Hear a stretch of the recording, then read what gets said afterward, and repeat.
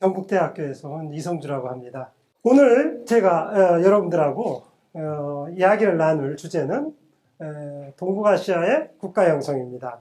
동북아시아라는 범주가 중국, 한국, 일본, 그리고 만주와 한반도, 그리고 일본, 뭐 그렇게 우리는 생각을 할 수가 있습니다. 오늘 제 얘기는 중국이 먼저 이제 국가가 등장하니까요. 중국에서 국가가 언제 등장하는가, 어떻게, 그 얘기를 먼저 하고, 그 다음에 한반도 지역의 국가 형성에 대해서 짧은 시간에 간략하게 요약해서 말씀을 드리겠습니다. 사실 뭐 이렇게 일반 시민분들을 모시고 강의를 하려면 제 얘기가 좀 재미가 있어야 되는데 제가 재밌는 강의를 잘 못합니다. 그래서 그래도 이제 학술적인 얘기로 너무 얘기하면 그러니까 제가 그림을 보면서 그냥 재미있게 가급적 재미있게 설명을 하려고 하는데 학술적인 얘기를 완전히 뺄 수는 없습니다. 조금만 하겠습니다. 국가가 언제 어떻게 등장했느냐 하는 것이 바로 국가 기원론이라고 하는 질문입니다. 그죠? 국가, 여러분 뭐 너무 당연하게 이 국가에서 살고 계시기 때문에 국가라는 체제가 에서 이루어지고 있는 모든 일들이 너무나 당연하게 느껴질 겁니다. 남자라면 군대에 가야 됩니다. 세금 내야 됩니다. 그렇죠? 그리고 아주 복잡한 인프라가 구축된 이런 사회적인 환경에서 살아야 됩니다. 이게 국가입니다. 현대의 국가죠. 그런데 이 현대의 국가가 아니라 아주 먼 오래 전에 고대의 어떤 시스템이 있었습니다. 거기서도 세금 내고 군대에 가야 되고 강제력에 의해서 범죄를 저지르면 감옥에 가거나 처벌을 받죠. 이러한 시스템이 생각보다 굉장히 일찍 지구상에 나타난다는 겁니다. 바로 그 얘기입니다. 지금 당연하게 우리가 살고 있는 현대의 국가의 기원이 어떠냐는 것이 아니라 고대 가장 원초적인 형태의 국가가 언제 어떻게 등장하느냐 하는 그런 얘기가 되겠습니다. 자, 이런 질문 있잖아요. 이런 질문. 국가가 언제 어떻게 등장하느냐, 국가 기원에 대한 질문. 이런 질문은 지금 우리만 하는 게 아니라 과거에도 있었어요. 고대에도 있었습니다. 삼국사기 첫머리에 어떻게 되어 있죠? 삼국사기 신라 본기가 제일 처음에 나오는데 거기 보면 신라가 언제 나타나느냐, 언제 기원하느냐, 그 얘기를 이렇게 설명을 했어요. 무슨 얘기예요? 스토리 같아요. 이런 나라티브로 국가 기원에 대한 답을 주었다는 것이죠. 그 당시에 역사학자들은, 그죠? 절대로 저는 이것이 삼국사기에 적혀 있다고 하더라도 김무식 선생의 창작물이라고 생각하지는 않습니다. 훨씬 그 이전에 구전되어 왔던 국가에 대한 스토리가 있었을 것이고 그것을 역사적 기록으로 남긴 사람이 김무식이죠. 우리가 국가 기원이라는 것에 대한 질문은 두 가지 성격이 있습니다. 하나는 바로 뭔가 민족이나 국가나 우리 공동체가 언제 시작을 했는가라는 질문이고 또 하나는 사회과학적인 질문이에요. 훨씬 더 원시시대에는 사회가 굉장히 단순했어요. 그런 단순했던 사회가 국가와 같은 이 복잡한 사회로 왜 발전했을까라는 질문이에요. 이거는 과학적인 질문, 사회과학적인 질문이라고 할 수가 있어요. 이 책에 리셀 모건이라고 하는 사람이 쓴 Asian Society라는 책, 19세기에 나온 책입니다. 이 책을 기반으로 해서 프리드리 엥겔스라는 사람 잘 아시죠? 마르크스 친구죠.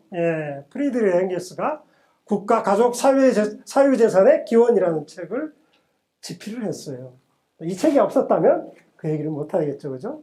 자, 우리는 그와 같은 인류사의 장구한 과정에 대한 사회과학적인 설명, 해석 이런 게 있어요. 이건 그야말로 어떻게 보면은 과학적인 질문이고, 하지만 우리는 국가의 기원에 대해서 어떤 생각을 갖죠? 우리 공동체, 대한민국이 언제부터 생겼나 이런 식의 질문을 우리는 던집니다.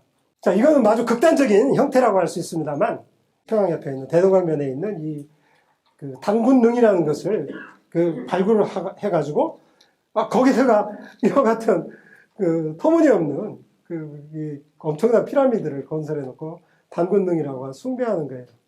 바로 우리가 이와 같이 공동체적인 질문, 예, 국가에 대한 그런 공동체적인 질문은 우리 공동체의 어떤 이데올로기들을 만들어내고 우리 공동체의 어떤 믿음을 만들어서 공동체의 결속을 가져오고 하는 이와 같은 관점에서 국가의 기원에 대해서 질문한다는 겁니다. 우리 역사의 기원이 언제냐? 그죠? 예. 예, 우리 민족의 기원이 언제냐? 그죠? 예, 우리 국가라는 우리가 세운 국가가 언제부터 시작되느냐 하는 질문. 이건 자연스럽게 우리 공동체의 질문을 한 겁니다. 그죠? 그러면서 이와 같은 사회과학적인 질문도 있다는 것이죠. 예. 자, 이 공동체적인 관점에서 국가의 기원에 대한 질문은 고대부터 있었죠. 예. 예를 들어서 만이산, 그죠? 예, 참성단이죠. 강화도에. 예. 지금도 개천절 되면 제사를 지내고 있습니다. 물론 이것이 우리 이와 같은 생각을 토대로 해서 우리 한국의 어떤 공동체적인 어떤 그런 결속의식 뭐 이런 것들이 있다고 봅니다. 고구려 사람들은 시조 동명성왕, 나라를 세운 그 시조, 국가의 시조 동명성왕을 모셨어요. 예. 그리고 집안에서 평양으로 천도하면서 이 동명성왕을 이렇게 평양에다가 이렇게 다시 만들었단 말이죠. 예. 그 앞에 영혼을 달래기 위해서 정릉사라는 절도 짓고 말이에요. 예. 자, 이런 뭐랄까 국가 기원에 대한 질문, 이런 공동체적인 성격을 갖는 것이죠. 그죠? 예. 그리고 아주 고대부터 그와 같은 질문에 대한 답은 있었다는 거죠. 예. 중국에 하나라를 세운 우임금에 대한 전설이라든가, 메소포타미아에 우르 일왕조를 세운 길가메시에 대한 전설, 이런 것들은 훨씬 뒤에 역사 기록으로 등장하지만, 그렇죠? 예. 아주 고대부터 그와 같은 전설들은 있었다. 우리가 그런 질문에 대한 답은 있었다고 볼 수가 있습니다. 이제 학문적인 얘기로 조금 들어가 보겠습니다. 국가 기원이라는 것에 대한 질문을 연구하는 학문 분야가 제가 알기로는 세 가지가 있습니다. 하나는 역사학, 또 하나는 인류학, 또 하나는 고고학입니다. 역사학은 글로 적힌 문헌 사료를 연구합니다. 인류학은 주로 대항해 시대 이후에 서구인들이 전 세계로 퍼져나가면서 작성한 민족지적인 기록을 토대로 해서 연구합니다. 지금도 계속 민족지를 작성해요. 그러면 고고학은 뭘 하냐? 과거에 남겨진 물질 자료를 연구해요. 그러면 그 물질 자료가 어디에 있느냐? 오랜 세월 땅속에 묻혀져 있죠. 이거를 드러내서 얘기를 합니다. 근데 역사학과 인류학과 고고학이 국가 기원론에 대해서 답을 해야 되는데, 바로 그와 같은 자료의 특성 때문에 어떤 풀어가는, 설명하는 방식이 차이가 있어요. 그렇죠? 역사학은 아주 뚜렷한 기록이 있어가지고 뭔가 선명한 얘기를 하는 것 같지만 대단히 불완전해요. 왜냐? 국가 기록, 실제 국가 형성보다 훨씬 뒤에, 그죠? 대체로 한 1000년이나 2000년 뒤에 남겨진 기록을 가지고 얘기하는 거죠. 자, 중국을 한번 예를 들어볼까요? 중국의 고대의 역사, 국가 기원에 대해서 가장 얘기를 한 본격적인 정사가 뭐죠? 사마천이 쓴 사기입니다. 사기에 하, 상, 주 시대에 기록을 남겨놨어요. 그러나 하나라의 시작과 사마천이 역사를 기록한 시점은 2000년이라는 차이가 있습니다. 한국에서도 단군 우리의 건국신화라고 얘기를 하잖아요. 고려시대에 써 있잖아요. 결정적으로 한계가 있다는 겁니다. 자, 그럼 민족지적인 기록은 뭐냐? 민족지적인 기록도 아주 생생한 증거물이 될 수가 있습니다. 예를 들어서 서구인들이 아프리카 지역에 가갖고 실제로 왕국이 성립되는 장면을 봤어요. 대표적인 게 줄루 전쟁 때 줄루의 부족장 하나가 사회를 통합을 해가지고 영국에 대드는 모습을 봤거든요. 좀 강대한 그 왕권을 가지고. 그렇지만 이 기록들을 보면 다 짧은 시간의 얘기예요. 근데 국가 형성은 상당히 긴 스토리거든요. 몇십 년 동안 이어진 사회의 어떤 변동 과정이 집적된 건데, 그렇죠? 이 짧은 시간에 이루어진 걸 가지고서는 뭔 얘기를 하기 어려워요. 특히 유럽인들이 침략해서 들어가니까 그것을 보고 그 영향을 받아가지고 빠르게 변화가는 그런 사회를 상대로 해서 연구를 한 자료입니다. 그렇기 때문에 인류학적인 설명도 한계가 많다는 거죠. 그럼 고고학적인 자료는 뭐냐? 고고학적인 자료는 땅을 파서 나온 자료이긴 한데, 고대의 건축물도 나오고, 그죠? 예, 고고학 자료가 밝혀지면 어떤 예술품도 나오고 말이죠. 그렇긴 하지만 그 안에서 살던 사람들의 모습을 우리가 직접 보기는 어려워요. 그래서 고고학 자료도 한계가 있기는 하지만 사실은 고대 국가기원론에 대한 제대로 된 답을 내놓기 시작한 것은 고고학자들이 발굴을 하면서부터, 고대 문명 지역을 발굴하면서부터 시작된 겁니다. 그죠? 제대로 된 이야기는. 그죠? 그래서 국가기원론은 어쩌면 고고학의 아주 중요한 문제고, 다른 어떤 학문 분야보다도 더 포괄적으로 얘기를 할 수 있는 학문이다. 이렇게 얘기가 됩니다. 자, 언제부터 그럼 과연 사람들이 고대 문명 지역에 가서 발굴을 했을까요? 거의 한 19세기 들어와서 시작됐다고 봐야 됩니다. 19세기 말쯤 돼야, 그렇죠? 고고학자들이 이와 같은 고대 문명 지역에 가갖고 제대로 된 학술적인 조사를 했지, 사실은 그 이전에는 도굴입니다. 마구 그냥 고대 문명 지역에 가갖고 그 건축물들, 벽화들 이걸 떼다가 자기네 나라 그 박물관에 전시하기 바빴죠. 이제 그런 시절을 거치면서 제대로 된 학문적인 연구를 시작한 게 한 19세기 말이나 한 20세기 들어와서 시작이 됩니다. 그죠? 예. 예를 들어서 메소포타미아 지역에 가서 처음 발굴했던 사람은 오스틴 레이어드라든가 영국의, 그 다음에 프랑스의 자크 에밀 보타 같은 사람이 있는데, 그런 사람들이 활약동하던 시대는 제대로 된 고고학이라고 할 수 없습니다. 이 사람네들은 이러한 보물들을 가져와가지고 이게 바로 성서에 나오는 니네베다 하면서 박물관에 이렇게 전시하고 말이죠. 네, 그렇게 했다는 겁니다. 네, 20세기 초부 이런 이제 우르의 왕릉들을 이제 발굴하는 모습을 보는데, 이제 이와 같은 발굴이 본격적으로 좀 학술적으로 전환하기 시작한 게 20세기 들어와서부터라고 할 수가 있습니다. 그래서 이와 같은 수메르의 어떤 도시의 전모들을 이렇게 드러내기도 하고 하는 일들이 가능해졌습니다. 자, 동북아시아로 옮겨와서 중국에서도 고대 문명이 본격적으로 발굴되기 시작한 것은 1920년대, 20세기 전반대의 일입니다. 그죠? 여러분이 너무나도 잘 아시는 상나라의 후기 도시 중심지, 그죠? 은어를 발굴하는 거예요. 그죠? 이때부터 제대로 된 발굴. 그래서, 그죠? 이와 같이 600명이 순장된 거대한 왕릉과, 그죠? 이런 것들이 이제 발굴이 되면서, 이 상나라 문명이 실제로 존재하고 그 문명이라는 것은 바로 이런 것이구나 라는 것을 알기 시작한 거죠. 그러면서 동시에 국가기원론에서 굉장히 중요한 게 바로 고대 문자들을 찾아내기 시작한 겁니다. 사실 이 역사 기록이 없다면 국가기원에 대한 얘기들을 제대로 좀 풀어낼 수가 없어요. 이 문자 기록은 아까 제가 얘기했던 역사 문헌 기록보다 훨씬 더 올라갑니다. 그죠? 사마천의 사기보다 한 1500년 먼저 각굴문이 나타나잖아요. 그죠?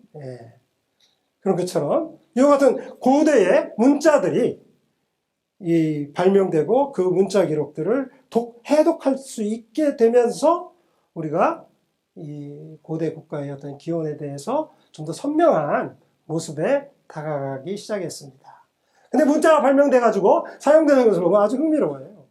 자, 예를 들어가지고, 여기는 이제 메소포타미아적 문자가 이제 등장하는 모습인데, 이미 신석기 시대에 이 토큰이라는 것이 있는데, 이 토큰이라는 것은 뭐냐면은, 예를 들어서, 그죠? 예, 뭐, 밀 한 자루, 그러면은, 저 토큰 한 개, 이렇게 해가지고 이렇게, 표시해가지고 보관을 한다고. 그죠? 예. 그러니까, 물품이 몇 개를, 뭐, 예를 들어 빌려주거나, 바꾸거나, 혹은 내가 보유한 것, 뭐 이런 것들을 대한 표시를 남기기 위해 가지고 이런 것들을 사용했어요. 이게 초기 점토판 문서를 보면 다 그런 내용입니다. 여기 보면 뭐 염소가 몇 마리 구멍 뚫고 그죠? 예. 이런 문자 기록이 초기전 3000년쯤 되면서 점토판 문서로 발표됐죠. 예. 이거는 에블라라는 유적인데 점토판 문서를 가득 보관했던 방이 이 선반에다가 점토판을 이렇게 보관했을 거 아니에요? 마루를 무너지니까 이렇게 쌓여 있는 겁니다. 그죠? 예. 그만큼 이와 같이 고대인들도 문자를 기록하고 그 문자로 무언가를 분명히 하기 위해 시작을 했단 말이죠. 예. 그러면서 이들이 남겨놓은 이 역사적인 내용들이 그 당시에 사회적인 모습들을 밝혀내는데 굉장히 중요한 거죠. 이와 같이 고대의 문자들을 처음으로 이제 발견해내고 그런 것들을 이제 해석하기 시작한 것도 역시 이 고고학자들의 노력 때문이라고 생각할 수가 있습니다. 예, 중국도 마찬가지예요. 예, 신석시대 말기에 용산문화기에 그릇에 저와 같은 부호들이 많이 나옵니다. 뭐 이걸 뭐 각골문의 기원이라고 얘기할 수는 없겠지만 아무튼 이와 같은 부호들이 어떤 상징적인 의미를 갖는 것이고 이와 같은 문자 기록이 아주 원시적인 문자 기록이라고 할 수가 있었겠죠. 자, 그런 것들이 이제 상나라 때 돼가면 본격적으로 각골문에 이렇게 기록이 됩니다.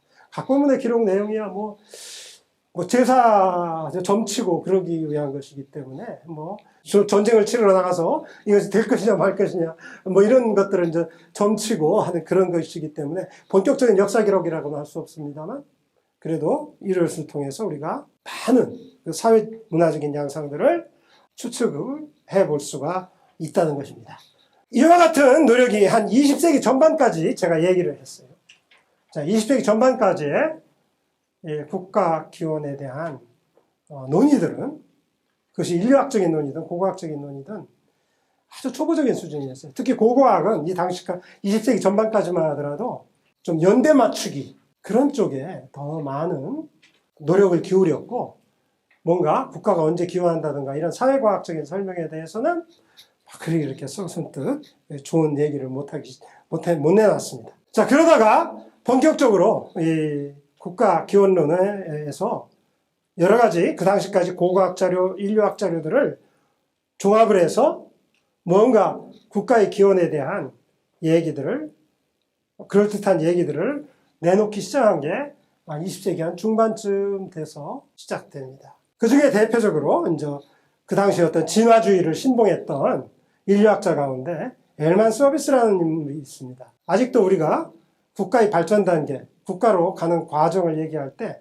이 사람이 만들어 놓은 용어를 쓰거든요. 바로 이 엘만 서비스가 쓴 이런 그 인류학적인 책과 그다음에 여기 고고학도 인류학만 이렇게 변해간 것이 아니라 고고학자들도 고고학 유적을 조사하고 이런 유적들을 발굴하고 이런 과정에서 사회과학적인 질문을 던지고 그것이 맞냐 틀리느냐 이걸 검증해보는 그러한 방식의 연구를 시작하게 했어요.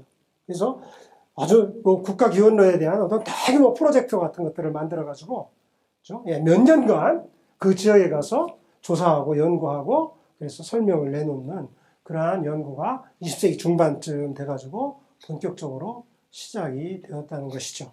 이건 아까 제가 말씀드린 그 엘만 서비스라는 사람이 국가가 이르기까지 인류사의 발전 단계를 이 4단계로 나누었습니다. 무리사회, 부족사회, 족장사회, 국가 이렇게 돼 있네요. 예. 자, 이걸 뭐 설명하자면 간단합니다. 예. 뭐 너무 어렵게 생각하지 마시고요. 자, 무리사회는 어떤 사회냐? 수렵채집사회가 보통 무리사회입니다. 한 20명에서 많으면 50명까지 무리지어 다니는 거죠. 이동생활을 해요. 그죠? 예. 이동생활을 하고 한 군데 오래 정착하지 않고 사냥감이나 먹잇감을 따라서 이동생활을 하는 그러한 사회가 무리사회입니다. 그렇죠? 예, 혈연적인 관계에 의해서 맺어진 아주 단순한 사회죠. 부족사회는 그것보다 좀 규모가 커진 사회죠. 초기 정착사회, 농경사회. 이 마을을 이루고 집도 짓고 그러면서 인구의 규모도 꽤 늘어난, 많으면 한 수천 명까지 되는 그런 사회를 이룰 수가 있습니다. 그러다가 이 족장사회가 되면 거대한 기념물을 만든다든가 이미 계급의 차이가 생겨가지고 위에 있는 계급이 아래에 있는 계급들의 노동력을 동원해서 저 같은 거대한 기념물과 같은 것들을 축조하고 하는 그런 사회가 족장사회라고 할 수가 있습니다. 자, 거기에 비해서 국가라는 사회는 아까 얘기한 더 복잡하고 규모가 크고 지금 현대사회에 버금가는 것 같은 사회. 그것이 바로 국가라고 할 수가 있습니다. 자, 우리나라에서 그런 국가형성론을 어떻게 연구했느냐. 초창기에는 이 고전적인 진화론에 따라서 우리나라 사회의 어떤 발전 단계들을 이렇게 매겨보는 그런 작업들을 쭉 해왔습니다. 자, 그러다가 엘만 서비스라는 사람이 내놓은 이 네 단계의 어떤 사회 분류, 이런 것을, 이게 이제 1960년대에 나왔거든요. 이거를 이제 한반도 사회에 이제 적용해서, 이렇게 이름을 불렀어요. 그죠? 사실 그렇게 한반도의 선사시대에, 예를 들어서 신석기 시대까지는 무슨 그 부족사회, 그죠? 예. 구석기 시대는 무리사회, 신석기 시대는 부족사회, 그 다음에 청동시대쯤 되면 족장사회, 그 다음에 그 이후에 삼국시대가 되면 국가단계, 이 정도의 분류 도식을 적용했다고 할 수가 있죠. 그죠? 그 당시까지만 하더라도, 자, 이와 같은 사회적인 특징과 고고학 자료에 나타난 양상과 이걸 어떻게 결합시켜야 되는지 잘 몰랐어요. 논의도 그렇게 체계적으로 하지 않았고. 그러다가 1990년대 이후부터는 우리 어떤 국가형성론도 새로운 변화를 겪게 됩니다. 오히려 과거에는 국가형성론을 얘기할 때, 그렇죠? 한국에서의 국가형성론을 얘기할 때 역사학자들이 주로 이렇게 연구하고 서류를 내놓았어요. 그러나 최근에는 한국 전국 각지에 고대 국가의 징표로 얘기할 만한 그런 고고학적인 증거들이 곳곳에서 나오고 있는 거예요. 대표적인 것이 이제 이 성곽의 주변, 이건 풍납토성입니다만, 풍납토성 잘 아시죠? 예, 풍납토성 그 조사하고 있는 장면입니다만, 자, 이와 같은 왕성, 토성 이런 것들이 지금 전국 여러 곳에서 발견되고 있어요. 그 어떤 한 사회 집단의 지배자의 권력이 어떻게 변해가는가 하는 얘기들을 좀 할 수 있는 그 같은 무덤, 그죠? 그 당시에 그 우두머리, 수장, 왕들의 무덤들도 굉장히 많이 발굴이 조사돼요.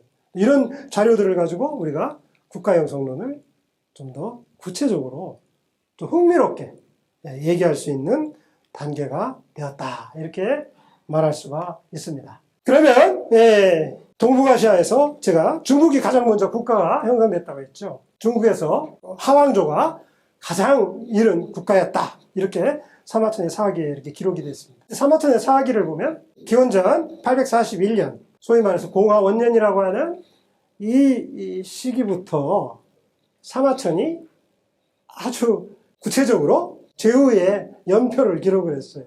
그 얘기는 뭐냐면은 그 당시 어떤 지배자였던 제후들의 연표를 그때부터 정확하게 기록했다는 것은 그 이전의 역사는 자기도 이게 언제 이루어졌던 일인지 자신을 못한다는 뜻이죠. 그러나 사왕조는 1500년 때 전성기록이 있었고, 그리고 그 이전에, 그죠? 하왕조는 적어도 2000년까지 올라가는 거죠. 그래서 중국에 그 국가적으로 이런 프로젝트가 있어요.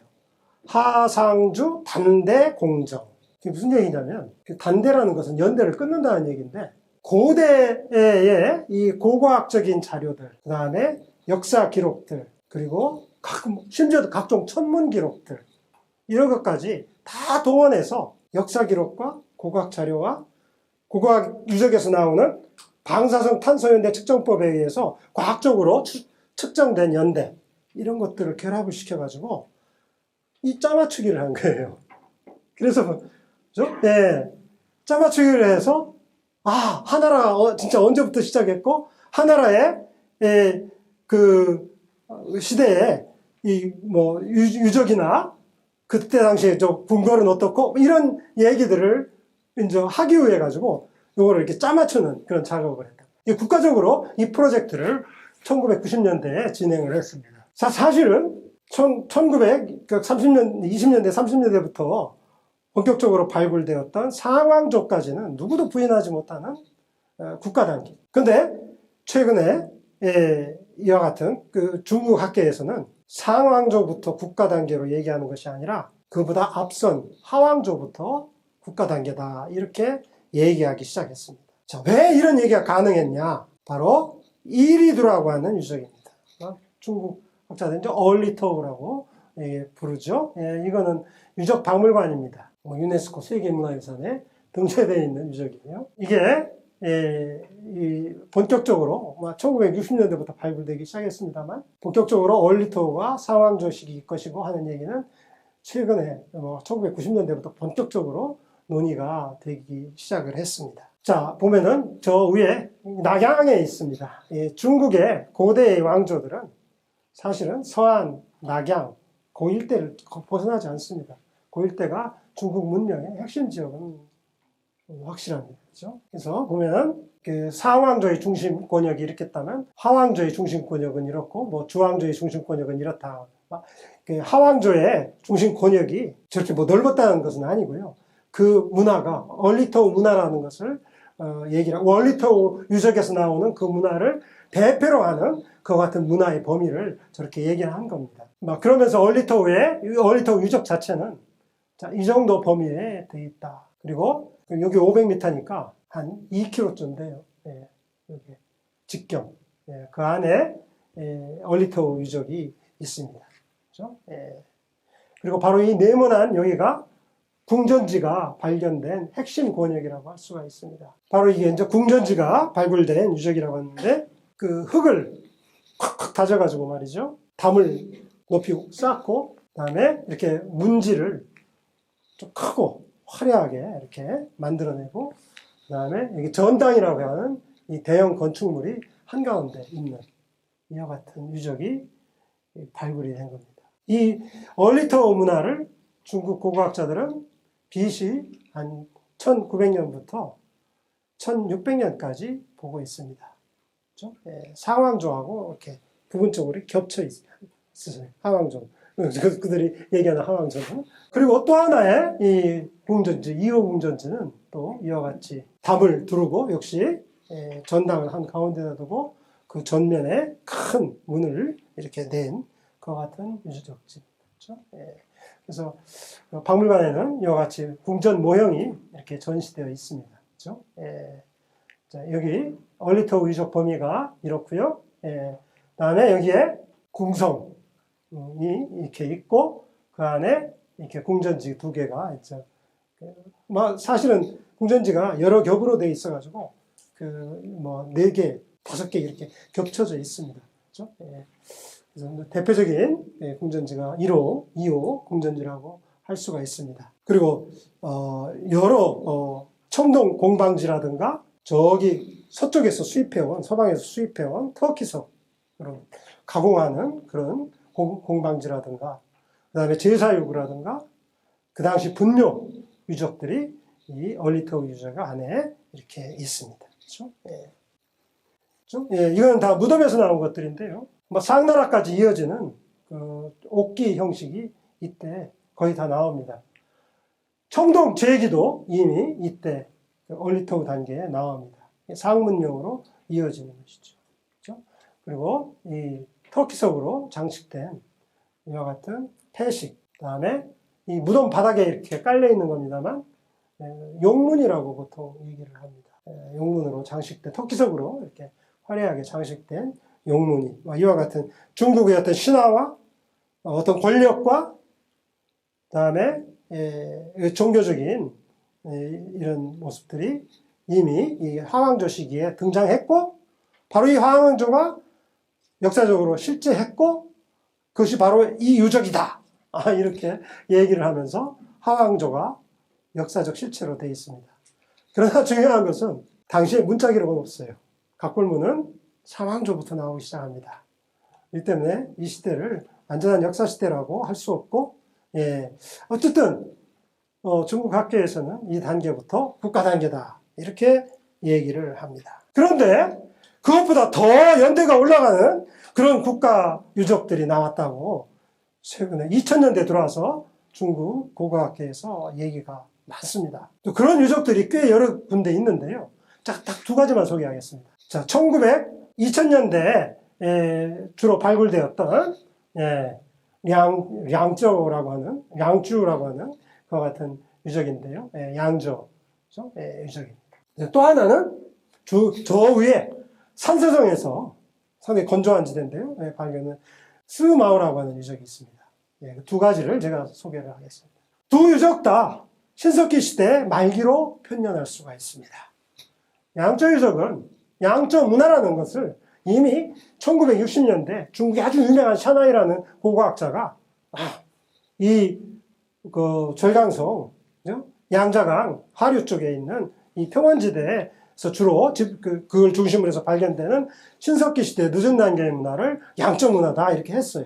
그런데 이와 같은 양조 문화가 하나의 문화적 범위만 의미하는 것이 아니고 최근에는 이 양조 유적을 중심으로 해서 이 사회가 아주 복합사회의 단계다. 심지어는 국가 단계다. 이렇게 얘기하기 시작했다는 겁니다. 자, 이 유적을 지금 복원해 놨는데요. 여기가 이제 핵심 지역입니다. 막각산이라고 하죠. 이라고 하는 그 대지 유적입니다. 그렇죠? 그리고 이렇게 수로도 이렇게 그 당시에 정비된 것 좀 살펴볼까요? 바로 이 유적이 여기에 보시면 토성이 이렇게 돌아갑니다. 그렇죠? 양쪽 그걸 갖다가 양쪽 고성이라고 해요. 자, 토성이 이렇게 돌아가고 토성 안에 반산이라는 공동묘지가 있는데 그 당시 양쪽 문화기의 수장들이 수장 아마 그 가족이겠죠? 그들이 묻혀 있는 무덤입니다. 무덤 유적은 여기 요산이라고 하는 데서 또 나오는데 성 밖이죠. 아마 다른 엘리트 집단이 묻혀 있는 공동묘지라고 생각이 됩니다. 이 мя오첸이라고 해가지고 묘전 유적이라고 하는 데가 있습니다. 그렇죠? 이거는 좀 하층면은 아니고요. 중층 계급의 하층면들은 무덤을 쓰기 어려웠겠죠. 그런 계급의 무덤들이 이렇게 있고 성곽이 돌아가고 그 다음에 이 성곽이 보이시죠? 이거하고 같은 겁니다. 그리고 여기에서 아주 놀랍게도 그 당시에 거대한 제방을 쌓았어요. 그래서 물을 가둬와가지고 이쪽에 물을 갈 수 있게 때 공급을 하고 저장해 둘 수 있는 그런 시설을 이미 만들었다는 거예요. 자, 이거는 그 당시 그 양쪽 고성 안에 있는 공동묘지예요. 그렇죠? 높이는 그냥 한 3m 정도 되는 약간 구름 모양으로 이렇게 흙을 쌓아서 대지를 이렇게 만들고 이제 그 안에다가 이렇게 무덤을 쓰고 그 위에다 흙을 덮어가지고 이런 공동묘역을 만든 겁니다. 자, 그 중에 한 무덤입니다. 14호 무덤이 옥기가 제일 많이 나온 무덤은 아닌데 이 바닥을 드러내면 엄청난 양의 옥기와 여러 가지 유기물로 만든 유물과 같은 것들이 이렇게 발견이 되고 있습니다. 그 중에서도 양조 문화의 엘리트의 무덤에서 나오는 가장 중요하고 그 핵심적인 유물들이 바로 옥기입니다. 옥은 보통 연옥이라고 해가지고 좀 무른질의 옥입니다만 아무튼 이 옥은 아주 다양한 그 이름이 붙어 있었죠. 자, 이렇게 아주 가지수가 아주 대단히 많습니다. 이 중에서 가장 많이 나오는 것이 옥벽이 가장 많이 나옵니다. 그러나 여러 가지 옥기 중에서 가장 주목할 만한 옥은 이와 같은 종이라고 하는 형식의 옥입니다. 종이라는 옥은 대체로 이런 것이 가장 표준적인 형태인데요. 여기가 한 16, 17cm 정도 되고, 그죠? 여기 한 20cm 남짓 되는 걸로 제가 알고 있습니다. 크지는 않습니다. 그러나 여기에 요거는 반산에서 나온 옥기가 아니고 요산에서 나온 옥기입니다만 엄청나게 정교한 그림이 들어 있습니다. 그렇죠? 보시면 아마 이걸 해석하는 중국 고고학자들은 뭔가 괴물이라고 해야 되나요? 뭔가 신성한 어떤 그런 존재가 있고 그 위에 이제 사람이 올라탄 것 같은 그런 모양이다라고 해석하는 사람도 있습니다. 그죠? 예, 이렇게 이게 팔이라든가 이게 아주 도식화한 형태입니다만 그 당시 사람들의 어떤 신앙적인 특징들을 보여주는 아주 흥미로운 유물입니다. 이 옥종은 무덤 안에 예를 들어가지고 반산이라는 그 공동묘지에서 유물이 옥기가 제일 많이 나온 게 20호 무덤인데 그 20호 무덤에 옥벽이 한 120개 나와요. 근데 이제 옥종은 한 20개. 가장 최고 등급의 무덤이죠. 예. 아마, 그리고 반산 무덤 안에 거의 모든 무덤에서 옥기가 최소한 100점씩 나와요. 평균. 제일 적게 나온 데가 한 20여 점. 그렇죠? 예. 그렇게 옥기를 풍성하게 제작을 했다는 겁니다. 이와 같은 정교한 옥을 가공하려면은 그 당시에 옥을 가공할 수 있는 전문적인 장인이 있었다. 이렇게 얘기를 할 수가 있는 거죠. 자, 또 다른 분묘군인데 요산무덤입니다. 이 요산무덤에는 아까 보이는 그와 같은 옥벽과 같은 것들이 거의 없죠. 그렇죠? 예. 부장품의 부장량도 좀 적어요. 좀 외따라 떨어진 엘리트 무덤인데, 여기에 보면 이와 같은 옥월, 그죠? 도끼 모양의 옥들이 이렇게 발견이 됩니다. 그렇죠? 예. 아까 반산 무덤하고 좀 다르죠. 그죠? 예.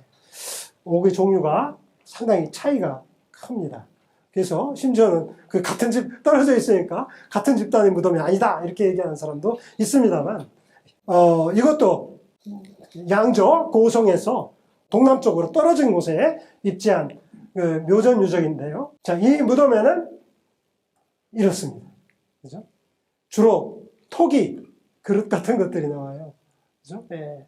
옥은 아주 일부 무덤에서만 나옵니다. 그죠? 예. 거기서 나온 무덤에서 나온 유물들인데, 옥기가 어때요? 이게 이제 옥기들인데, 아주 질이 떨어지죠. 그죠? 예. 그리고 이런 석기, 그 대신에 이런 석기 같은 것이 나오고, 그야말로 엘리트 무덤에서 나오는 옥기는 한 점도 없고, 그런 무덤에서는 토기 같은 것들은 전혀 안 나와요. 그죠? 예. 이만큼 등급이 떨어지는 그와 같은 무덤이라고 할 수 있습니다. 그 양쪽 고성은 바로 이와 같은 주위 그 자연 해자와 돌린 것과 그 다음에 주변의 하천들과 이렇게 연결을 하는 이런 수로 공사를 하고 그 다음에 이와 같은 요건 대지입니다.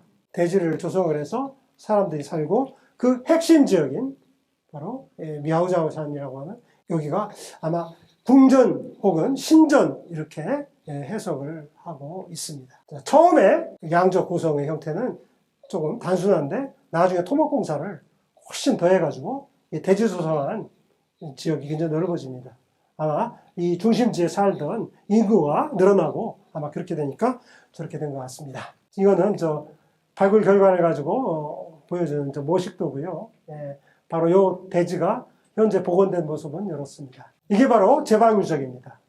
제방유적은 양저 고성에서부터 좀 떨어져서 이렇게 필요한 곳에 물길을 막아가지고 일종의 저수지와 같은 것들을 만들었던 물길을 인도하고 저수할 수 있는 그런 시설을 만들어요. 이건 댐 일부를 이렇게 조사한 다음에 이제 복원해놓은 상태입니다. 우리가 중국 역사 기록에 하나라를 개창한 그 우임금이 어떻게 황제가 됐죠? 치수를 잘해서, 그죠? 자기 아버지가 아무리 이렇게 그 제방을 쌓고 그래도 홍수가 다 터졌는데 우임금이 이제 치수를 하니까 더 이상 홍수가 없었단 말이죠. 그래서 순임금이 이제 그 왕위를 양도하고 하나라를 개창했다 이렇게 되어 있죠. 그런 것처럼 이와 같이 중국 문명의 기원에서 이와 같은 수리적인 작업은 굉장히 중요했던 것이고 그것이 아마 그런 역사적인 기억들이 그런 얘기가 나올 수도 있겠다 하는 그런 생각을 합니다. 이거는 그 제방에 이렇게 쌓은 모습입니다. 그렇죠? 진흙에 이 풀을 섞어가지고 벽돌 모양으로 이렇게 쌓아가지고 착착 올려놓는 그와 같은 공법을 쓰고 있습니다. 이거는 토성벽을 발굴한 모습입니다. 근데 이 당시 이 대지와 대지 사이를 건너가고 또 다른 지역으로 물품을 조달하고 그럴 때 아마 배를 많이 썼을 것이다라고 고고학자들은 추측을 합니다. 그래서 이런 유적 유구들은 배를 댈 때 쓰는 그런 시설이 아닌가, 성벽 가까이에 있는 이와 같은 시설들은 아닌가 이렇게 추측을 하기도 합니다. 자, 아까 제가 중국 신석기 만기부에 뭔가 국가 기원이다, 그죠? 예, 이런 것들을 논할 만한 적이 중국에 상당수 있다고 했죠. 그 중에 또 몇 가지를 추려서 제가 지도상에 표시해 보면 바로 이렇습니다.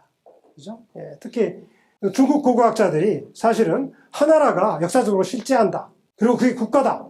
이렇게 얘기하니까 서방학자들이 그게 뭐 그러냐, 그게 맞냐, 뭐 이렇게 의문을 많이 제기를 했어요.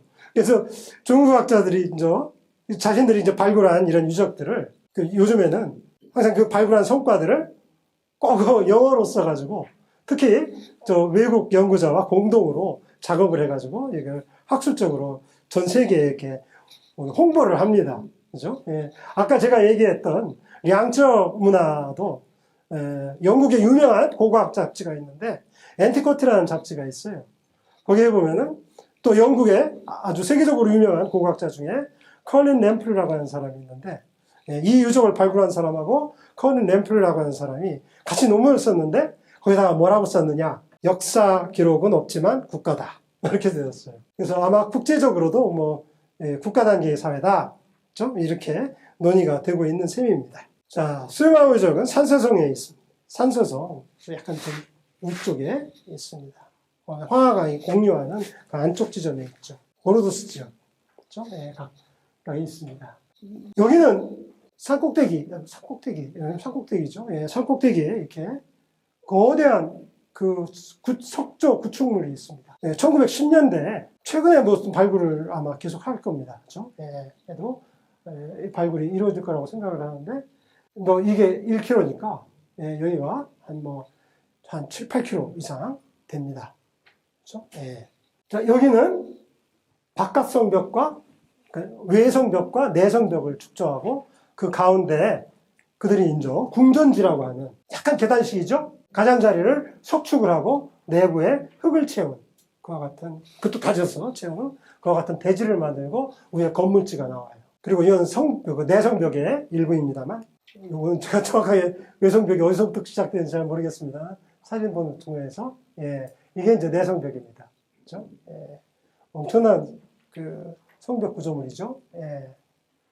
자, 그리고 이게 말하자면 내성벽으로 둘러싸인 핵심 지역이고 여기 그 중에서도 핵심 지역이 바로 요 대지입니다. 그렇죠? 그리고 이렇게 나오는 문지가 있고 문지와 또 바깥쪽에 또 성벽을 또 둘러서 회랑처럼 이렇게 돌린 아주 특별한 구조의 유적입니다. 그렇죠? 자, 이거는 성벽에 종교적, 의례적인 그런 의미로 이렇게 박아놓은 옥기입니다. 옥월이죠. 다음에 이거는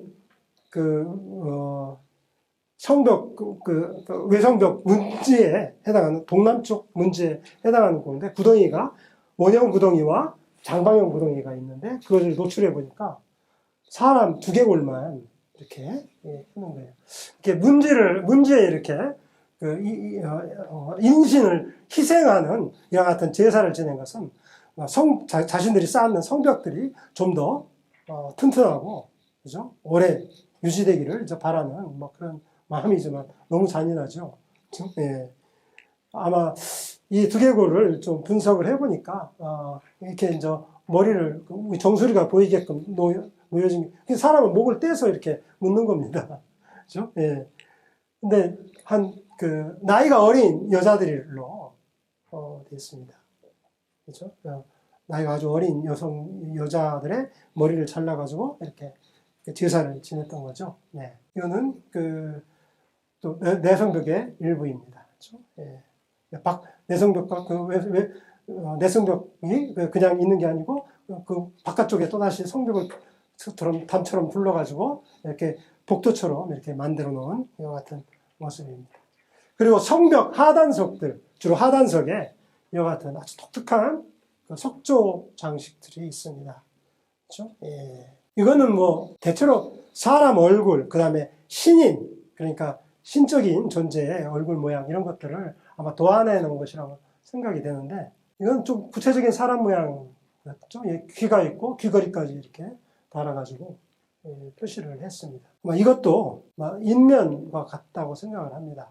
여기는 이제 인면의 반이고 여기는 또 인면의 반인 것 같고요. 이거는 그냥 장식물인지 잘 모르겠습니다만 어쨌든 기자형 문양이라고 중국학자들이 그렇게 얘기하는. 이거는 뭔가 파충류나 어류를 표시한 거라고 보여집니다. 이거는 그 신인의 어떤 그런 얼굴을 묘사한 것이라고 생각이 됩니다.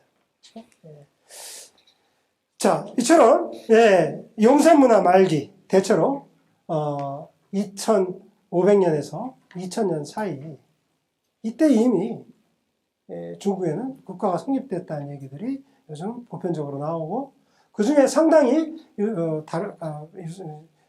많은 문화 요소들은 그 뒤에 상나라 문명과 연결되는 측면들이 있습니다. 자, 그 다음은 한국의 국가 형성의 문제입니다. 한국의 국가 형성을 얘기를 할 때 우리는 두 가지를 생각할 수가 있어요. 내적으로 한반도 안에서 인구가 늘고 사회가 복잡해지고 그런 어떤 과정을 밟아서 국가 단계에 들어서는 그런 과정을 생각해 볼 수 있고, 역시 외부의 영향, 주변 사회에서 어떤 자극, 문화적, 정치적, 경제적인 어떤 그런 자극 때문에 한반도에 국가 형성될 수 있다라는 두 가지 시나리오를 얘기할 수가 있습니다. 첫 번째, 내부의 시나리오. 적어도 기원전 1500년쯤 되면, 기원전 1500년쯤 되면 상나라 때인데 한반도 안에 그야말로 농경 정착 취락들이 본격적으로 각지에 이렇게 인구가 늘어나기 시작합니다.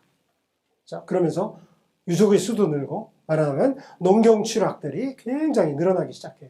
아주 빠르게 진행되죠. 가령 이와 같은 춘천 중도에서 발굴된 이 거대한 취락, 이 조그만한 이렇게 네모난 것들이 다 집자리예요.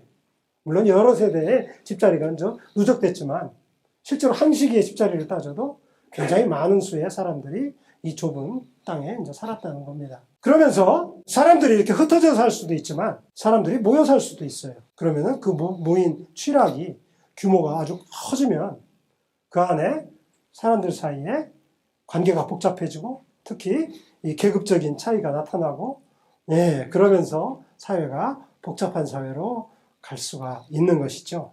사실 그런 증거들이 굉장히 많아요. 그죠? 마을에 이렇게 거대한 울타리처럼 이렇게 둘렀던 또랑이 이렇게 파가지고 마을을 구획한다든가 하는 그런 것을 환호라고 얘기하는데, 그와 같은 환호 취락 중에는 이렇게 환호를 파고 목책을 세워가지고 그 마을을 이웃 집단의 침입으로부터 보호하기 위한 그 같은 시설도 만들기 시작합니다. 그리고 지금 목조 건축물이기 때문에 지금의 그 건물의 모양은 지금 알 수가 없어요. 하지만 굉장히 큰 목조 건축물들이 나타납니다. 길이가 한 67m짜리 목조 건축물, 기둥의 두께도 막 이만해요.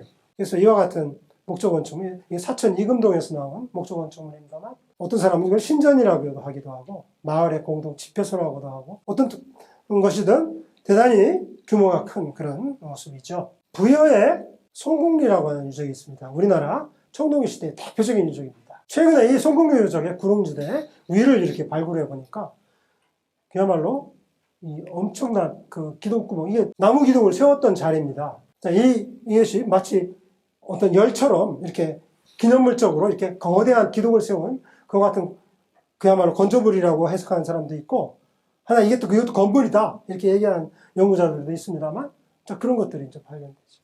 무덤도 재단이 한 100m짜리 재단을 만들고 말이죠. 그 가운데 거대한 상석을 놓는 그와 같은 지성묘도 축조됩니다. 그러한 시대가 되죠. 그러면서 청동기 주저술이 한반도에 유입됩니다. 그렇죠? 한반도는 상대적으로 청동기 주저술이 굉장히 다른 지역에 비해서 좀 늦게 시작됩니다. 어쨌든 그렇지만 그와 같은 변화들을 겪게 되는 것이죠. 자, 이거는 어떤 사회의 어떤 변화라든가 국가의 사회의 변화 중에서 가장 이게 크고 급격한 어떤 변화 중에 하나가 국가 형성과 같은 이와 같은 사회 시스템의 큰 변화라고 할 수가 있는데, 이러한 변화들은 뭔가 커다란 어떻게 요즘 뭐 그런 얘기 많이 하죠. 뭐 글로벌한 변화, 세계적인 과정들. 그런 과정 속에 여파로도 우리가 이해할 수가 있습니다. 예, 이거는 자 우리가 여러 가지 증거들을 모아가지고 이 사람들이 이 주변 지역 집단들과 요즘 네트워크라는 말을 많이 쓰죠. 집단과 집단들이 긴밀하게 관계를 맺는 그런 망을 얘기합니다. 그와 같은 네트워크가 서기전 3500년 전에는 메소포타미아 문명이 처음 등장하던 때거든요. 여기에서 머물러요.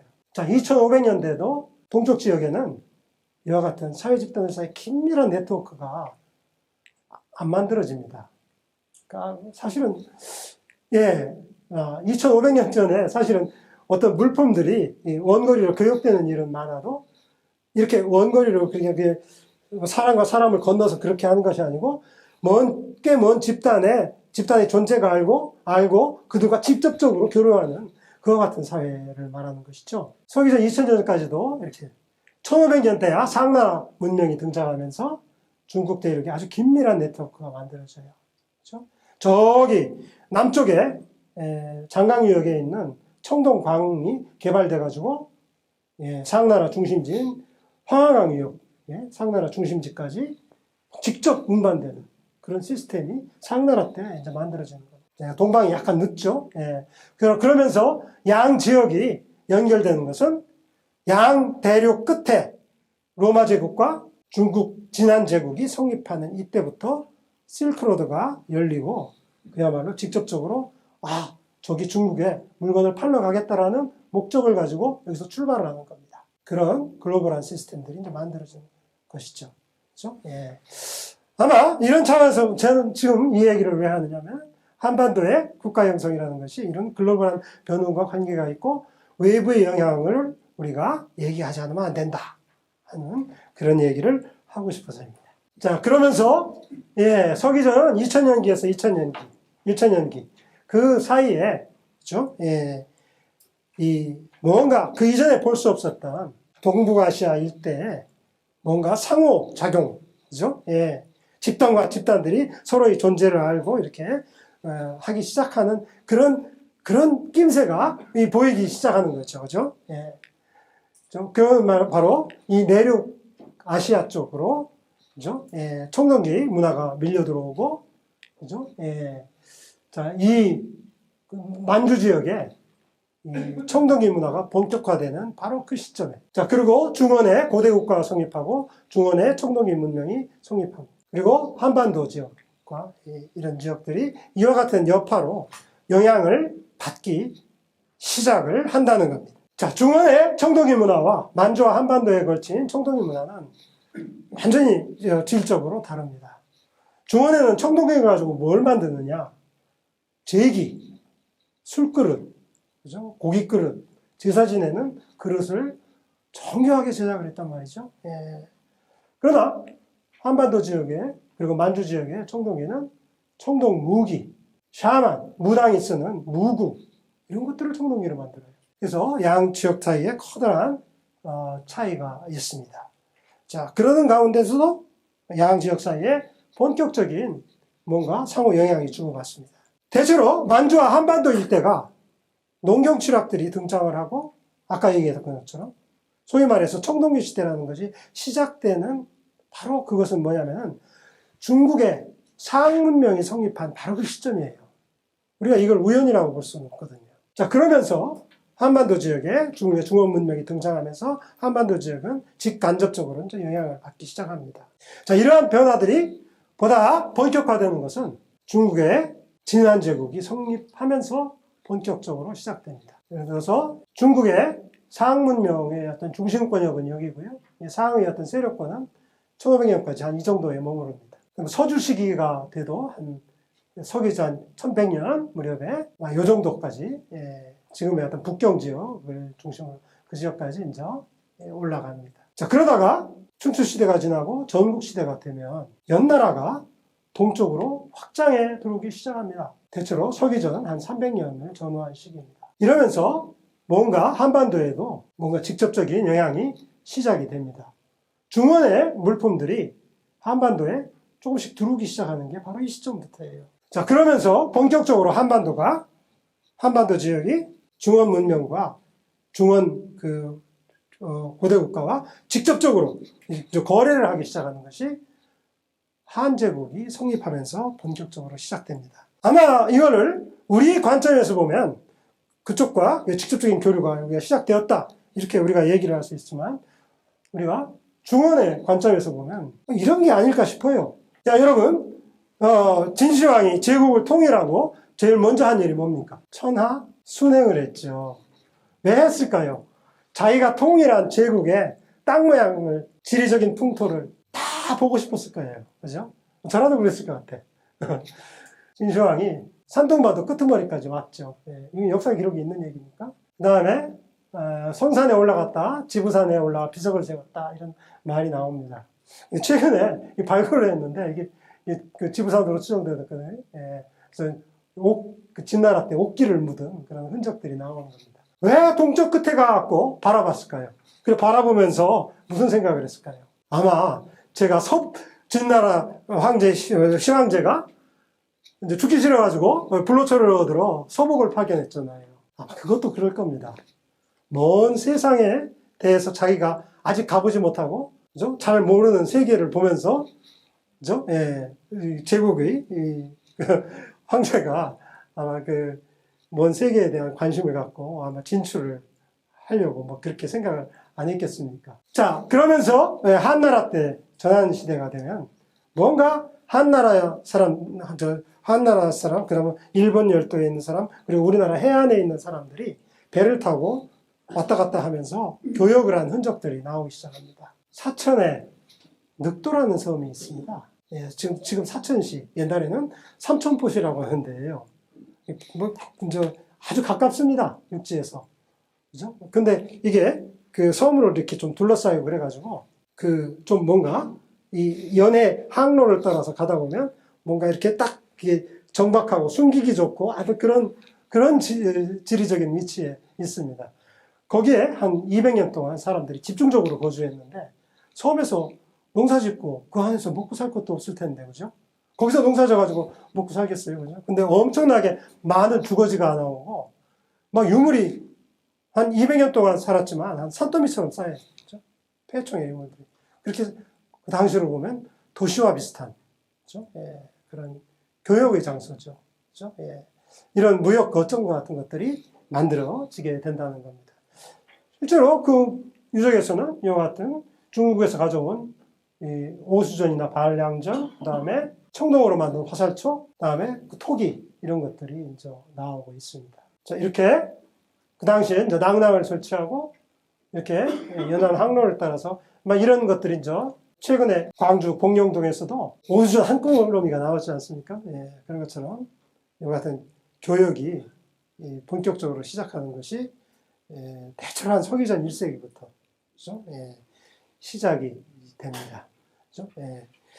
그래서 여러 가지 그런 교역의 거점에 그와 같은 유물들이 남아 있습니다. 자, 이런 사회적인 배경에서 본격적으로 한반도 안에 국가가 형성되기 시작을 합니다. 한반도에 국이라고 하는 조그마한 정치 조직체가 고대 국가로 성장하는 그런 얘기를 하고 있는데, 뭐 다른 어떤 강연자 선생님들이 이제 또 그런 얘기를 또 하실 수 있을 거라고 생각을 하고요. 저는 여기서 이제 마무리를 하겠습니다. 그러면 이것으로 예, 강연을 마치겠습니다. 예, 감사합니다.